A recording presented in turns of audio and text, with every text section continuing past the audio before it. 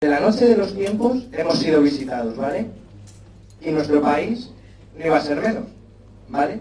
En España existen artefactos y signos que no deberían de estar ahí y no se sabe a ciencia cierta de dónde vienen. Y vamos a hablar un poquito, pues eso, sobre el fenómeno OVNI en la historia de España y vamos a comenzar ese recorrido no identificado con la historia de nuestro país. Vale. Lo primero, vamos a ver esta foto, no sé si se ve bien. ¿Qué imagináis que es? Echad la imaginación. Pues aquí en la foto no se ve muy bien, pero una vez en lo que es en la Cueva del Sol se encuentra en el Parque Natural del Estrecho, en Tarifa. Y en esta cueva hay unas pinturas muy interesantes y muy extrañas, de signos inteligibles y a unos extraños ídolos que no se sabe muy bien qué hacen ahí. Y esto sería, aquí no se ve bien, aquí habría pues como una bola y aquí como un haz de luz. Y aquí habría otro. Serían una interpretación de lo que viene a ser un cometa o un asteroide. La cueva, las pinturas estas están datadas de la época del arte sureño, el calcolítico, de la edad del bronce. Mi hipótesis es que eso no es verdad. No es verdad porque en esa época ya no se vivía en las cuevas, sino que ya tenían sus poblados, su agricultura. Yo me atrevería a decir, a lo mejor lo veis como una locura, pero hay que decirlo, que pertenecería ni más ni menos que a los neandertales, 28.000 años antes de Cristo. Los neandertales eran los homínidos más avanzados que han existido en toda la historia de nuestra evolución. Tenían un lenguaje complejo, poseían y iban vestidos. Su cerebro era el más parecido a nosotros. Incluso enterraban a sus muertos e inexplicablemente desaparecieron sin dejar ningún rastro a partir del estrecho de Gibraltar, concretamente en la zona. Como vemos, tienen gran conocimiento de lo que ocurría en esos cielos, que no eran tan tontos como los que hemos hecho pensar. Y ahora veréis más, porque a lo mejor esto os parece una auténtica chorrada, pero ahora vais a ver por qué se llama la Cueva del Sol. Ahí encontramos, más de uno, seguro que vosotros dibujáis los soles así, yo el primero. O sea, sí, yo no he evolucionado. Y eso sería una muestra más de que verdaderamente no eran monos pensantes como los intentamos vender. No sabemos nada, absolutamente nada, desde del primer hombre, del hombre antediluviano. Se fijaban en las estrellas, como estamos viendo. Buscaban comprender todo lo que ocurría en los cielos y buscando comprender aquello que no comprendían. ¿Y dónde plasmaban todo esto? Pues todo esto lo plasmaban en las cuevas. ¿Por qué las cuevas? Las cuevas para ellos eran el sitio donde se comunicaban con esa presencia viva, con esa divinidad. ¿Pero por qué? Se dice, como la zona de fertilidad de la mujer es el vientre, para ellos las entrañas de la tierra eran las cuevas. Por eso pintaban allí todo lo que no comprendían. Hay que reescribir la historia. Y aquí pues damos un salto. Esta cueva es mundialmente famosa, la famosa Capilla Sistina del arte rupestre. Aquí, esto es una historia de muchas idas y venidas, de mucho sufrimiento, dado en este personaje, Marcelino VI de Santuola. Este hombre nació en Puente San Miguel, muy cerca de Santillana del Mar, donde podemos encontrar las cuevas. Y este hombre, pues, tenía todo el terreno donde se encuentra la cueva de Altamira, era suya. Hay que decir que es familiar, es antepasado de Botín, ¿vale? Y este hombre, pues, era un enamorado del hombre prehistórico. Y de repente, pues, fue a la exposición de París. En la exposición de París, estamos hablando de finales del siglo XIX, los últimos años, la famosa Torre Eiffel, todo eso, el mismo año. Y ahí se encontró, pues, una vitrina, y dentro de la vitrina una calavera. Y se quedó mirando, porque ponía del hombre, ahora mismo no me acuerdo, de un hombre paleolítico. y dijo, ¿por qué no? ¿Por qué en España no puede haber esto? De repente llegó a España, en esa cueva que había en su terreno, empezó a buscar y encontró pues unos puntas de sieles, algo que pertenecerían a dichos hombres. Y claro, de momento no se sabe muy bien lo que es. A esto que escribe un libro, se llama Breves apuntes sobre algunos hallazgos en la provincia de Santander, y ahí escribe pues sus teorías sobre lo que ha encontrado, todo basándose en esa exposición de París. Y en ese momento es cuando empieza a decir que eso pertenece al hombre prehistórico. Le toman como loco. Los grandes investigadores de Francia, a la cabeza de Émile Cartaillat, era una de las máximas eminencias de este tipo de estudios, y en estos estudios pues no le tenía mucho en serio, hasta que un día le dio por entrar con su hija a la cueva hasta el fondo, a ver qué encontraba, para encontrar más restos de dicha especie evolutiva. Y al avanzar por la cueva se encuentra en una pequeña galería donde él no puede entrar. A eso que le dice a su hija que mira a ver qué hay. Su hija entra y de repente se oye, papá, toros, veo toros. El padre se queda, Marcelino Saiz de Santoro se queda flipando. Llega, entra y dice, no son toros, son bisontes. Claro, este hallazgo corre por todo Cantabria, por toda España, cruzando también la frontera hacia Francia. Incluso, y ahora es cuando vienen los mayores ataques que ha recibido este hombre. Decían que eso no lo podía haber pintado el primer hombre. ¿Qué capacidad tenía ese primer hombre para pintar tales creaciones con tanta belleza? Decía incluso que lo había pintado él, con su hija. Se había subido una escalera y lo había pintado él. El pobre Marcelino Saiz de Santoro enfermó y murió de pena. Y la última palabra que oyó fue, papá, te vengaré esta ofensa. Y posteriormente tuvieron que pasar 20 años para que ese Émile Cartaillat y esos famosos eminentes investigadores de la prehistoria encontraran las cuevas que hay en Francia, 20 años después, cuando escribe Mea culpa de un escéptico. Nos hemos equivocado. Marcelino Saiz de Santoro llevaba razón. El hombre primitivo verdaderamente pintaba. Esto es la mayor demostración de que el forofo siempre supera al estudioso. Y en esta cueva, en estas pinturas de la Capilla Sistina, del arte rupestre, encontramos muchos misterios. Misterios todos relacionados con que lo va a explicar la arqueoastronomía. Esta arqueoastronomía es una ciencia que estudia la orientación astronómica que tienen las creaciones prehistóricas, así como las cuevas. Sabemos que los prehistóricos pintaban, se asentaban en cuevas que estaban iluminadas directamente por la puesta de sol, o hacían sus conjuntos megalíticos para honrar a sus muertos, y justo encima de cuando se ponía una estrella en los equinoccios y en los solsticios. Y podría ser algo para explicar esa obsesión que poseía el ser antiguo con las estrellas. Y al respecto existe una teoría muy rompedora, que no la lleva a cabo una cualquiera, sino que es la Luz Antequera Congregado, que es la doctora en Bellas Artes de la Complutense. Ella claramente, como en estas representaciones, claras connotaciones astronómicas. Para ella, parte de que es un signo revelador de que esté en el techo las pinturas que estén en el techo. Es un signo revelador, mirando las estrellas. Pero es que además es símbolos y signos que podrían tener muchas connotaciones con las estrellas.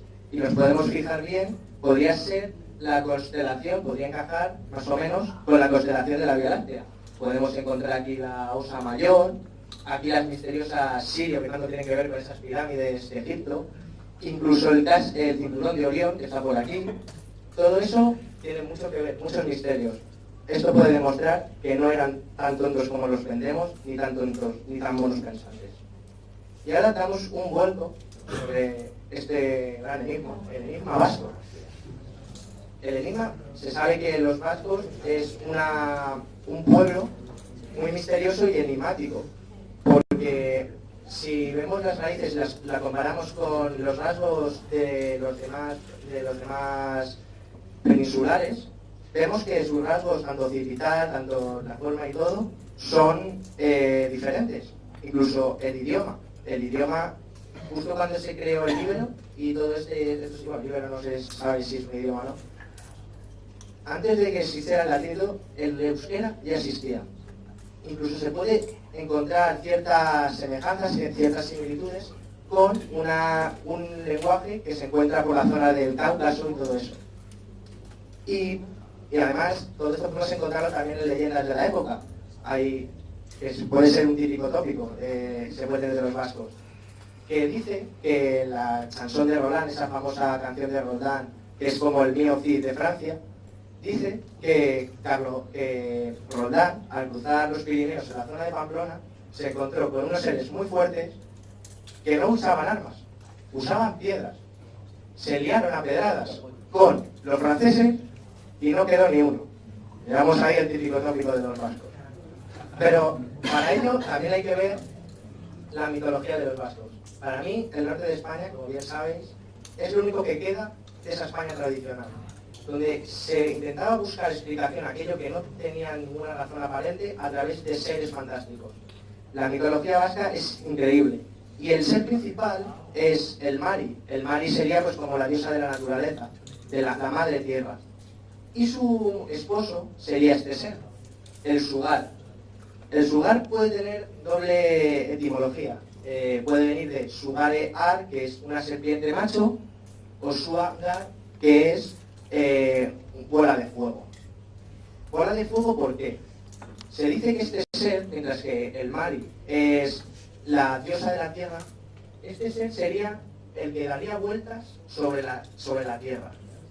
Claro, vemos ciertas similitudes aquí, un bicho muy raro, pero se dice que este ser también tenía placeres mundanos y mantuvo relaciones carnales con una señora de Mundaka, del pueblo vasco. Y de ahí salió el primer señor vasco, Jaun Zuria, que es el primer señor vasco en el que pues, se enfrentó con los leoneses y es el gran símbolo vasco. Entonces podemos decir que mientras que los hijos de Mari proceden de la tierra, los hijos de Sugar proceden de las estrellas. Todo esto puede ser una auténtica chorrada, ya lo sé, pero todo esto será utilizado posteriormente en el siglo XIX por el nacionalismo vasco, con Sabino Arana, para hacer esa superioridad vasca ante la raza española. Puede ser, como bien digo, el vasco es un auténtico misterio. ¿Verdaderamente vienen de las estrellas? ¿O podríamos estar hablando de un pueblo que es un auténtico opa, procedente de otro lugar que no debe de estar ahí?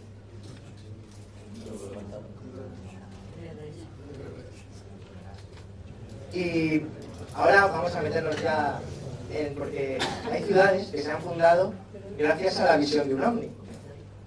La más famosa es la de Teruel. La de Teruel, la fundación de Teruel viene a ser en 1171, cuando se andaba reconquistando donde actualmente existe la ciudad turolense, por Alfonso II de Aragón.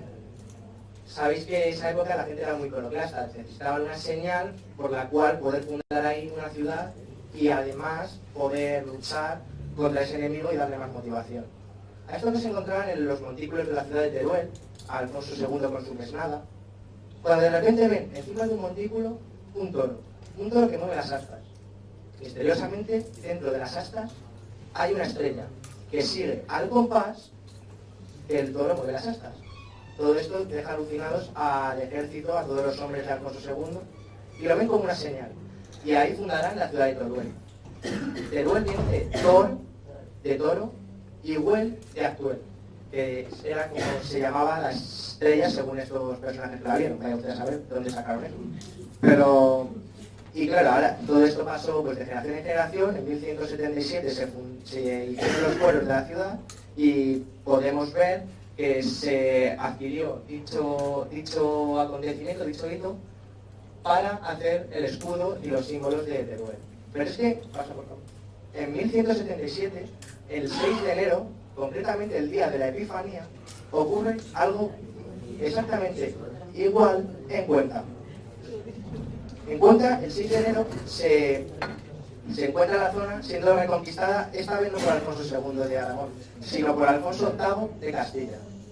En esta época, también, como bien he dicho, se sigue haciendo eso de una mente iconoclasta de ver una señal.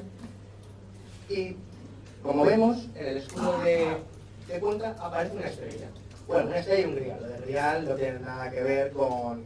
es una maravillosa leyenda de la España mágica, pero que no tiene nada que ver con este tema. Pero vamos a centrar en esa estrella. Se dice que como la zona se estaba reconquistando el 6 de enero, concretamente el día en que, bueno, el 5 de enero, el día en que desaparece la estrella de Belén, la adoración de los Reyes Magos, podría ser una explicación, pero hay otra explicación menos ortodoxa.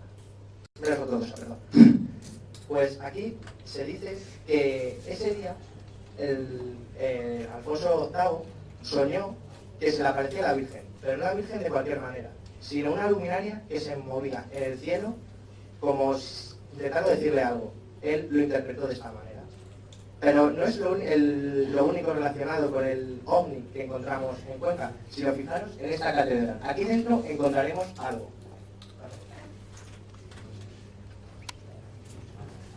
Esto es la capilla de Santa Bárbara que podemos encontrar en la catedral de Cuenca. La catedral de Cuenca también es muy misteriosa porque ha estado toda la historia entre remodelaciones y andamios. Podemos decir que es muy extraña porque es neogótica. Y en ella encontramos la capilla de Santa Bárbara.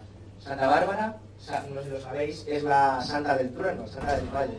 Y justo debajo, esta creación la hizo Martín Gómez de Viejo. Y aquí encontramos un objeto discoidal que tiene lucecitas y de las que emana luz. ¿Qué es esto? Eso se lo han hecho muchos investigadores. Y para los ufólogos es, sin duda alguna, un ejemplo más de un ovni en el siglo que se hiciese dicha capilla de Santa Bárbara. Aquí podemos ver, esto es la época en la que no estaba restaurada, y aquí está cuando ya ha sido restaurada y se ve mejor. Pero para ver este ovni ahí tienes que ir con alguien que sepa dónde está. Porque yo me anduve mucho tiempo buscándola y hasta que no pregunté nada. Y esta me la enseñó un amigo, como es Miguel Zorrita, no sé si le conocéis, en el que me pasa, en la Catedral de Zamora hay una pintura que para él no le dieron ninguna explicación, pero por más que preguntaba, no encontraba que era esto que aparece ahí arriba. Puede ser interpretado por cualquier forma. Ahí no vemos ni a Santa Bárbara, ni vemos la estrella de Belén con la que puede ser identificado esta representación, no lo sabemos muy bien. Y las luces en el cielo. Es mentalidad propia de la Edad Media y de la Edad Moderna. Sabemos que estamos en una época donde el cristianismo es muy fuerte, donde además está el yugo de la Inquisición detrás, y la gente ve luces en el cielo. Pero en esa concepción del cristianismo, en el que todo va ligado y relacionado con dicha religión católica, lo más parecido que veían en esos cielos era una cruz. Las cruces, las famosas lignum crucis, que serían las astillas que provenían supuestamente de la cruz de Cristo, eso es también pura España mágica, y estos lignum crucis se decoraban con adornos relucientes, ya sea joyas, venidas de Oriente, tal. Y es lo más parecido que podemos encontrar con estas similitudes. Y hay muchos casos, por ejemplo, en Puente Milvio, que es cuando con Constantino el Grande, el primer emperador romano que abraza el catolicismo, se le aparecen estas cruces por la cual abraza dicha religión y deja toda la serie de iconos y deidades que poseía el Imperio Romano. Pero no es el único, sino que estas cruces en el cielo han fundado un reino, como es el de Portugal. Se dice que en la batalla de Urique, en la que de ahí salió Portugal, se cuenta que el rey, Alfonso I, Alfonso II, mismo no recuerdo, se le apareció en el cielo esta cruz y él la interpretó como Cristo. Ganaron la batalla, incluso luego al crear el reino de Portugal, no hicieron caso omiso al Vaticano de crear el Portugal, porque ellos decían que, claro, se les había aparecido la cruz en el cielo y por lo tanto no necesitaban ningún certificado del Vaticano, porque a ellos se les había parecido Cristo para crear Portugal. Y aquí hay un caso que me costó mucho encontrarlo, en Cataluña, Jeroni Pujades. Jeroni Pujades es un personaje muy emblemático allí en la provincia catalana. Es un cronista del siglo XVI, siglo XVII, a caballo entre los dos siglos, en el que crea el primer escrito referente a la historia de Cataluña, con la Crónica Universal Catalana, y es también, aparte de todo esto, es clérigo, se mueve por toda Barcelona, pero principalmente su función es en Girona. Y en su Dietari, que es el libro que escribía día a día, en el que encontraba cosas muy interesantes, encontramos el 30 de septiembre de 1604 un caso muy misterioso y que muy poca gente conoce. Es un texto un poco largo, pero como viene a explicar todo, vamos a leerlo. El jueves, a 30 de septiembre de 1604, día de San Jerónimo, fue muy portentoso por diversas cosas prodigiosas que se dieron en diversas partes de Cataluña.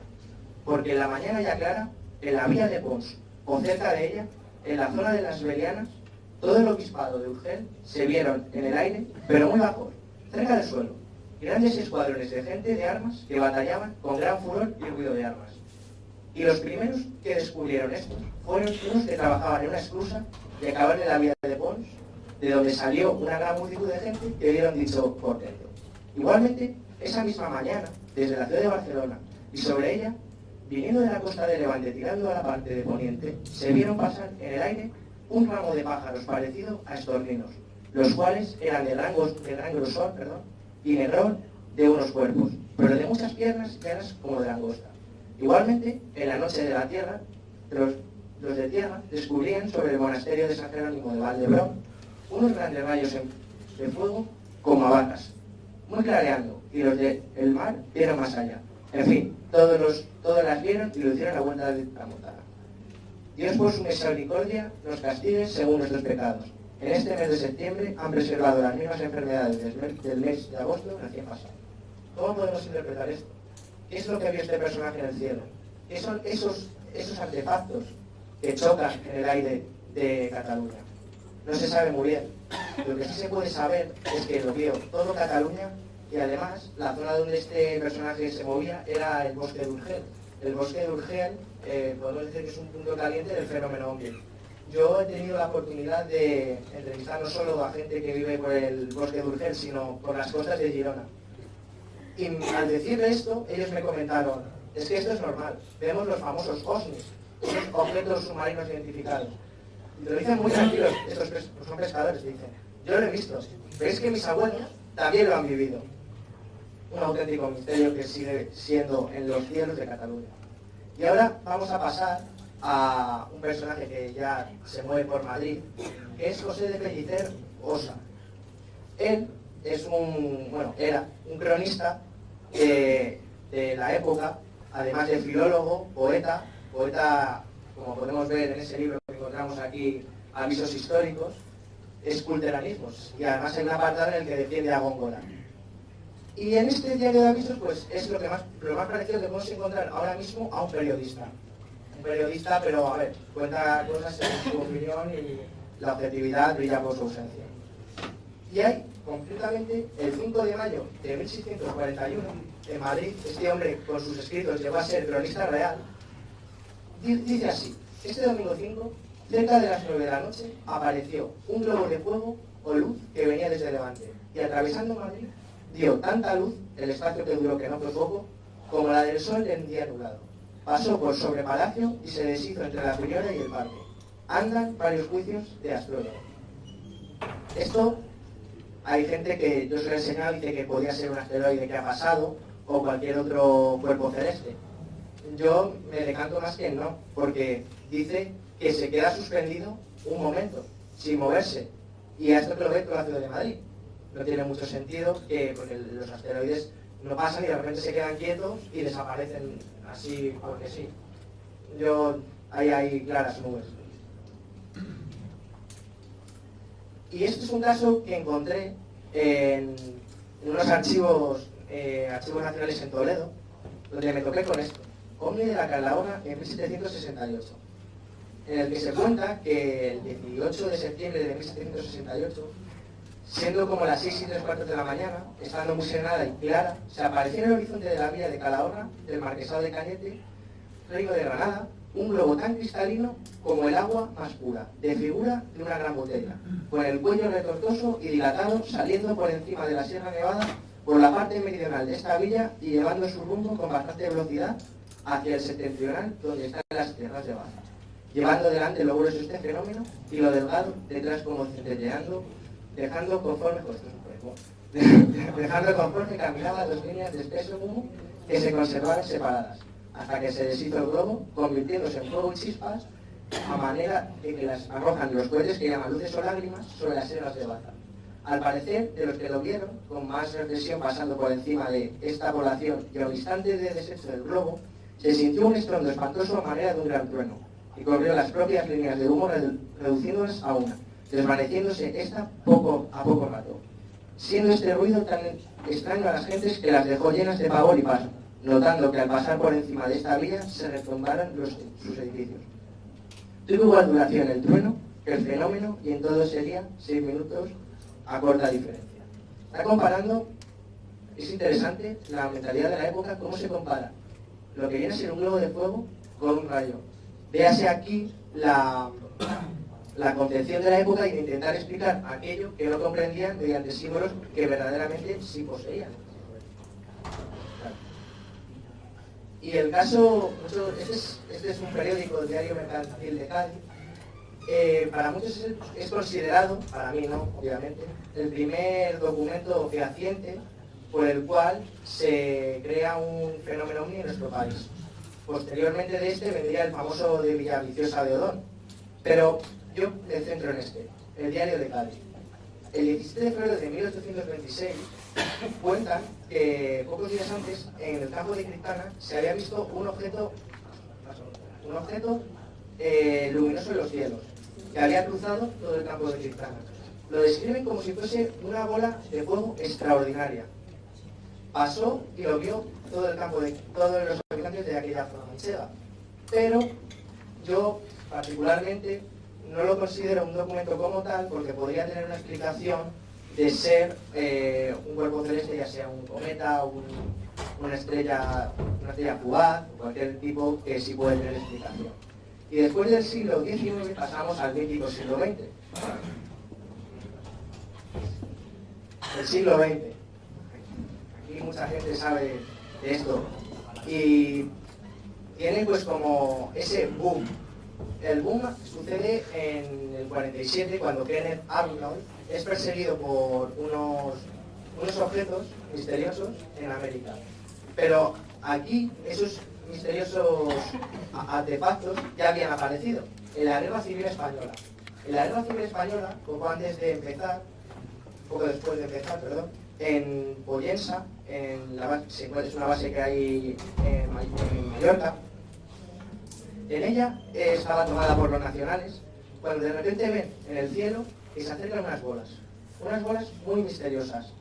No se sabe dónde vienen, claro. Los militares que están allí acuartelados apuntan sus armas al cielo, porque no sabían lo que eran. Para ellos, se fueron pensando que era un arma secreta de los países que habían entrado en el conflicto, llámese la Alemania nazi, Italia, la Unión Soviética. Pero, como lo describen, es como un objeto de metal parecido a un sombrero que volaba hacia ellos a gran velocidad. Pero no es el único caso, porque poco después, en la carretera de Burgos, iban 3 personajes muy famosos en la época, como era Valentine Williams, un exmilitar de la Primera Guerra Mundial, Miley O'Neill, que era un gran periodista de aquella época que estaba de corresponsal de guerra, y Fernando de Arzabal, que era uno de los ilustres toreros que había en la época. Se encontraban conduciendo en un coche por la carretera de Burgos, cuando de repente ven un proyectil en el cielo. Un proyectil que no se asemejaba a nada de lo que había en la Guerra Civil. Se quedan mirando y dicen, bueno, vamos a dejarlo pasar. De repente ese proyectil se transforma en color naranja. Se quedan asombrados. Y cuando llegan a Burgos, empiezan a buscar información y ven y consiguen ese artefacto no solo lo han visto ellos, no solo son ellos testigos del insólito, sino que lo vieron nada más y nada menos que 48 personas más. Y posteriormente, después de este avistamiento de la guerra civil, también se vio un sombrero mexicano, como así lo describen los militares acuartelados en Peñón de la Mata, en Granada, en el que dicen que vieron un sombrero mexicano posado encima de ellos. Abrieron fuego a ello y no se sabe muy bien lo que era. Y a partir de la guerra civil hay un caso famoso, seguro que todos de aquí, la mayoría lo conocéis, como es el ocurrido en 1954 en la ciudad universitaria, a un hombre de ciencia, un médico, que era Alberto San Martín, cuando de repente, por la noche, siente como si alguien le llama. Pero no le llaman, no es una llamada así como física, como una persona, sino que le llaman por entre sueños, como si la llamada viniera de otros mundos. Esta voz le dice que salga, y fue cerca de Ciudad Universitaria, donde ahí se encuentra a un hombre. Tiene miedo Alberto San Martín de acercarse a ese hombre, porque no se sabe quién era. Cuando al acercarse, ve que su nombre es rubio, y dice que viene de otro planeta. Y este le da como un regalo venido de las estrellas, que viene a ser la famosa piedra de San Martín, con un idioma muy misterioso y del cual no se ha sabido qué es lo que pone ahí. Este hombre fue a Brasil a buscar más información, pero lástima que no encontró nada sobre ese supuesto mensaje que le entregaron de las estrellas. Y esta piedra la tuvo en sus manos un personaje que es ilustre para la ufología española, como es Fernando Sesma. Ese que se reunía en los 60 y 70 en el famoso Café León, que es algo parecido a lo que tenemos hoy aquí montado, que esto es como la ballena azul, aquí metidos en un sótano al final. Pero eso, ya se me ha ido la... ¿Cómo la ballena azul nosotros? Vale. Y aquí, bueno, como arriba se hacían pues como las conferencias, en la parte superior del Café León, y abajo pues se reunían ellos y hablaban sobre los distintos casos que ahí acontecían, pues con recortes de prensa, con todo tipo de casos, como el que vamos a hablar el siguiente, que es el acontecido en los 70, como es el famoso caso Humo. Ese hombre que susurraba con los sumitas. Esas misteriosas cartas que llegaban de otro planeta. Ese es un hombre que hizo que todo Madrid, toda España, estuviera atento durante unos cuantos días al cielo, buscando mensajes y cartas venidos del planeta Humo. Aquí, como podemos ver, es una de las fotos. Jordán Peña luego se vio que era un fraude y que es considerado como uno de los grandes estafadores del misterio. Y ahora nos metemos en los años 70. Para mí había ya un personaje por ahí muy conocido como era JJ Benítez, que ya empezaba a correr esa piel de toro en busca de los ovnis. Pero ocurren los grandes casos de los años 70. Por ejemplo, aquí podemos ver el caso de Talavera de la Real, acontecido el 12 de noviembre del 76, en el que dos militares en la base de Talavera de la Real pues ven como algo se mueve y el perro que llevan empieza a ladrar. Se acercan al arbusto y ven como un ser resplandeciente, verde, al que abren fuego. Se asustaron totalmente durante la guerra. Y después de este caso, pues el mítico caso ufológico de España, el famoso caso Manises, del 11 de noviembre del 79, cuando ese avión comercial, un Caravelle, tuvo que aterrizar porque estaba siendo perseguido por algo, y posteriormente tuvo que salir un caza de la base de los Llanos en busca de a ver qué era eso, y todo esto es el gran caso español, comparado por nosotros como el Roswell español. Para mí no, ahí existe el caso Outes, que se encuentra en Galicia, donde se estrelló algo y no se sabe el qué, pero para la gente entendida. Y luego, pues así para reseñar algo del caso en los 80, el caso Saviceno, acontecido en Vallgorguina. Vallgorguina está en Barcelona, en el Rossell, cerca. que significa, Vallgorgina significa el Valle de las Brujas, donde podemos ver aquí este menhir, o este dolmen, donde se dice que bailaban las brujas. Ahora mismo no hay Dios que lo vea porque está todo grafiteado, desaprensivo totalmente. Y en este caso, en el 85, subió un personaje, un fotógrafo, se llamaba Xavier Clarés, subió a hacer fotos al dolmen para un reportaje. Y de repente ve como una nube se mete dentro de él. Un olor a podrido. No pasa nada, se desmaya y luego cuando se despierta se encuentra todo en rasguños y dice, va, habré quedado dormido o algo. A esto que llega a la casa, a su casa. Al abrir la puerta, su mujer se tira en sus brazos. Has estado 3 días fuera. Sí, pero ¿por qué me he tirado yo 3 días fuera? Es imposible. Mira los rasguños, ¿qué te has hecho, chiquillo? Claro, todo esto es un misterio y deciden ir a uno de los grandes personajes del misterio de aquella época que hacía regresiones temporales, como era Francisco Robati. En una larga entrevista consigue que Chávez dice tras esa nube aparecieron 3 seres.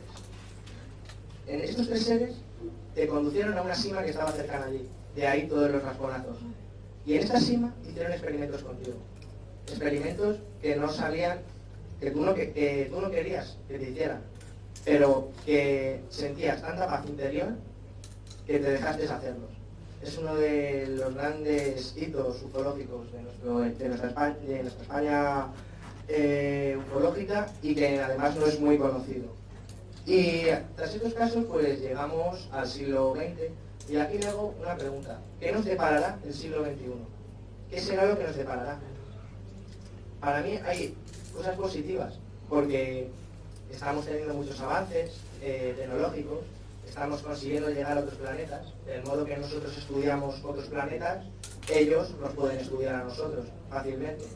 Además, a ver si la NASA y todos los cuerpos que tienen que ver, todas las fuerzas que tienen que ver con el fenómeno OVNI, se dignan a dar los casos que tienen archivados. Pero como bien ha dicho Rafa antes, hay un factor que va en contra, como es los fakes. Los fakes destruyen el misterio. Como veis, ahora mismo la gente dice que no hay casos OVNI, que esos casos OVNI ya pasaron, que ya no se ven cosas raras en los cielos. Mentira, se siguen viendo, claro que se siguen viendo. Solamente que esos fakes es lo que empaña a los casos ufológicos. Y ahora, a modo de despedida, nosotros somos vistos como algo diferente, pero porque lo singular, lo extraordinario, todo lo prodigioso, se da de lado, ¿vale? Primero, la gente da primera importancia a los problemas personales. Después de los problemas personales, vienen a preocuparse por las creencias y las culturas. Entonces, la existencia de seres inteligentes en otros mundos ya solamente es procedente de algún lunático o de algún desocupado que no tiene nada que hacer. Mentira. O sea, esto parte de yo lo llamo término xenofobia espacial, típica del antropocentrismo que todo y cada uno de nosotros poseemos. Pero no somos locos, o sea, no somos locos. Porque soñamos no estamos locos. O sea, los locos no duermen y nosotros dormimos. O sea, dormimos. O sea, desde que...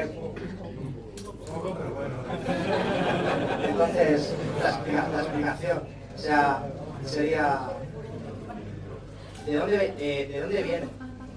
¿Y quiénes son? Esta pregunta la dejo soplando en el aire, nunca mejor dicho, y esperando a que algún día nos manden una señal desde el alto. Gracias.